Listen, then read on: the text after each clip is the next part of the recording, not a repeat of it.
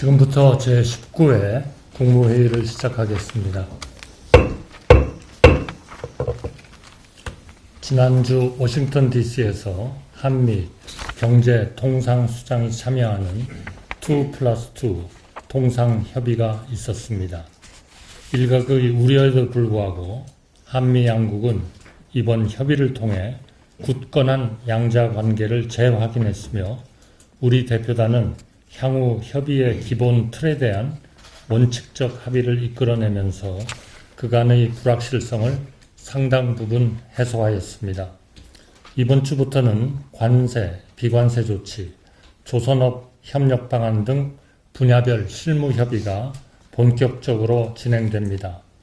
한미 양국 간 상호 이익이 되는 해결책을 마련하는 과정이지만 협의가 마무리되는 7월까지 숱한 장애물을 극복해야 하며 때로는 국익을 위해 결단해야 하는 상황에 직면할 것입니다.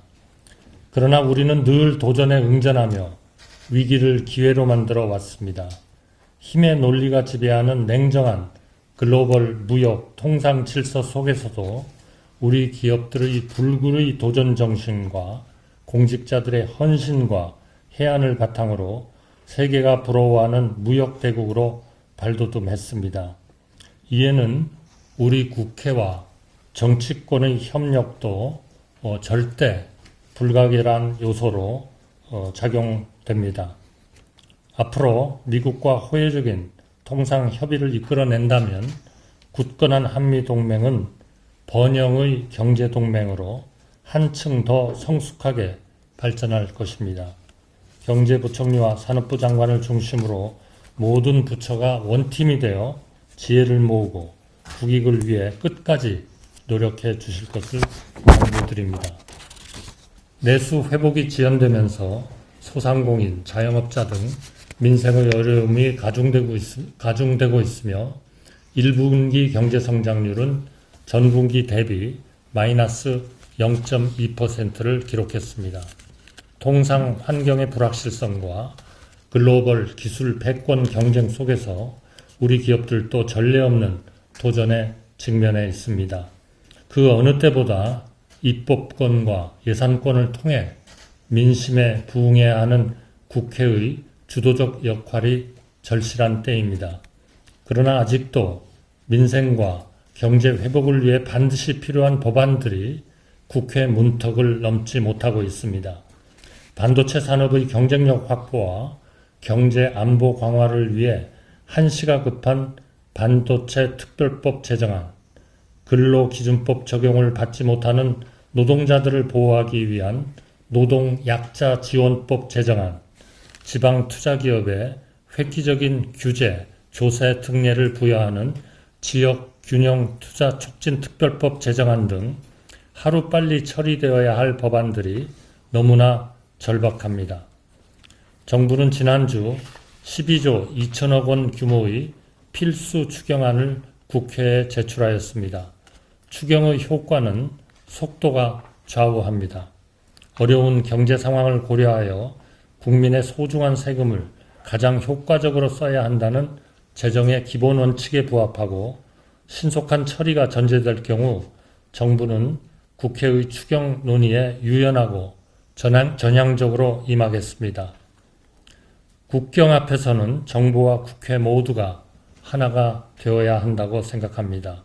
민생 앞에서는 머리를 맞대고 해법을 찾아야 한다고 생각합니다.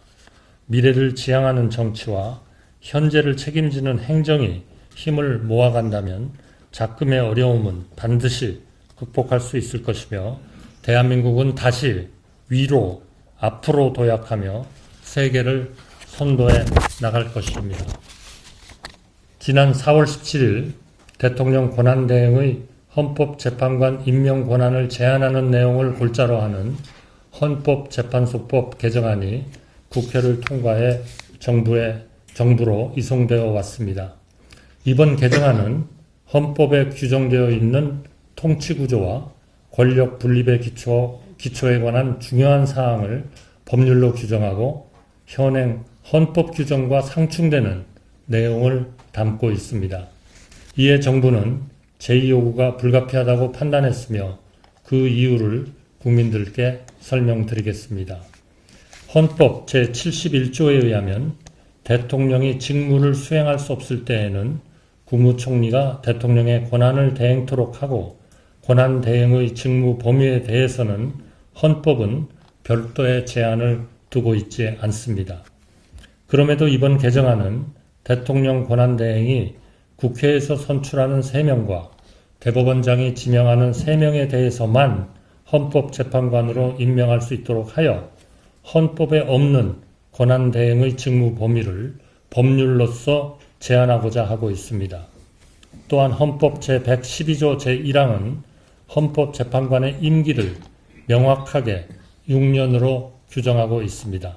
그러나 이번 개정안은 임기가 만료된 재판관이 후임자가 임명될 때까지 계속 직무를 수행할 수 있도록 하여 헌법재판관 임기를 명시하고 있는 헌법 정신에 반합니다. 또한 국회가 선출하거나 대법원장이 지명한 헌법재판관을 7일간 임명하지 않으면 임명된 것으로 간주하는 규정은 헌법상 대통령의 임명권을 형해화시키고 삼권 분립에도 어긋날 우려가 큽니다. 저는 이 같은 헌법 훼손의 문제점들을 종합적으로 고려하고 국무위원님들의 의견을 수렴하여 헌법재판소법 개정안에 대해 국회의 제의를 요구하며 국민 여러분들의 넓은 이해를 구하고자 합니다. 감사합니다.